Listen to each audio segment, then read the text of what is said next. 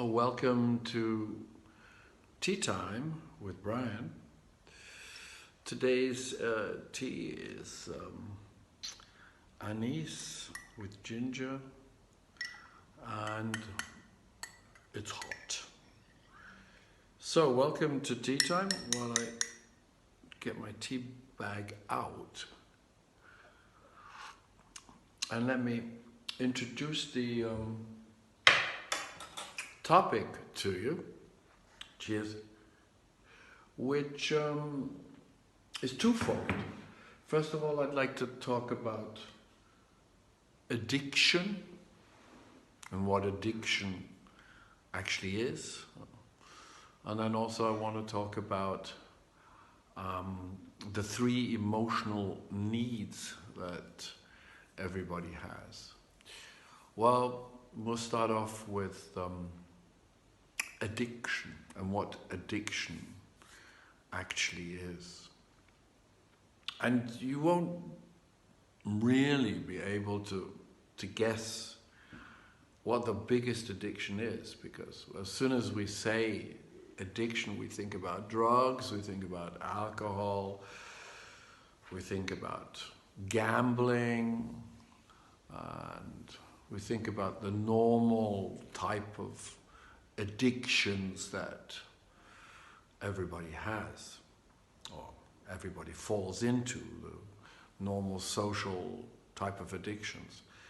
But there's one addiction which is the strongest, the biggest addiction of all, which most people totally underestimate, underrate, and don't understand, and that is thinking. Thinking is the addiction, and dopamine is the effect, dopamine on your thinking.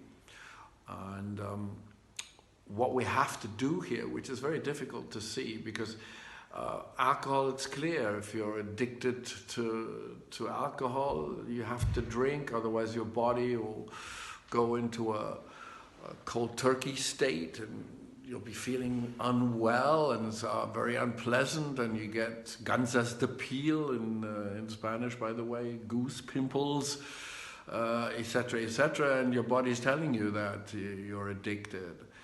But thinking is an addiction which most people don't realize they have, because it is the thinking that causes the addiction in the first place.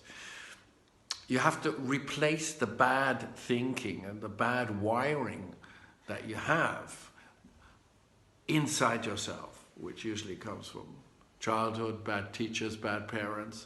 You have to replace that type of negative thinking with a rewiring and resetting of positive, good thinking. Because once you're trapped by your continual flow of thinking, especially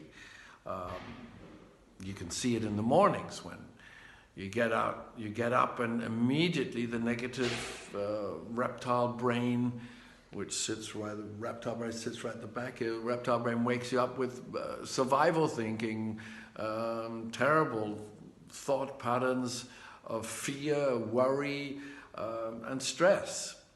And these you have to immediately counter. You have to catch them, you have to catch this form of thinking, and then immediately change it and switch it over to a positive form of thinking. Catch it is not easy. You got to catch it, that the thinking is manipulating you, and the thought patterns are going in a way that you don't want to go. So you have to stop them going into the wrong direction. Yeah, the other thing is dopamine. Once you're addicted to certain things, it doesn't matter what it is. It doesn't matter if it's cocaine, if it's drugs, if it's pornography, if it's sexuality, if it's whatever. If you're getting your dopamine kick from watching let's take pornography, from watching pornography, if you're getting a dopamine kick from that, and you need more each time, you're becoming addicted. Dopamine equals addiction in the sense that you keep wanting to get it back. It's a very simple thing, is chocolate. You know, the dopamine effect from chocolate is just something like maybe 15 seconds. But we keep stuffing more and more chocolate in because the sugar effect, which is a terrible addiction, by the way, sugar addiction, will give you a dopamine kick which you keep wanting to repeat, and you keep raising the levels. You have to eat more and more chocolate to get more and more dopamine. So the way out here is, one, to catch your addictive thinking, catch your thinking, and replace it by something positive that you get a dopamine kick off. If you get a dopamine kick of positive thinking, great. And keep that level, by the way. Yeah, keep that level. Don't try to get more and more dopamine off it, even of positive thinking. Otherwise, you get addicted to positive thinking.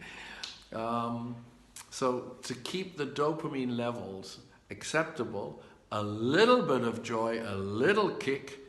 When my football team wins today,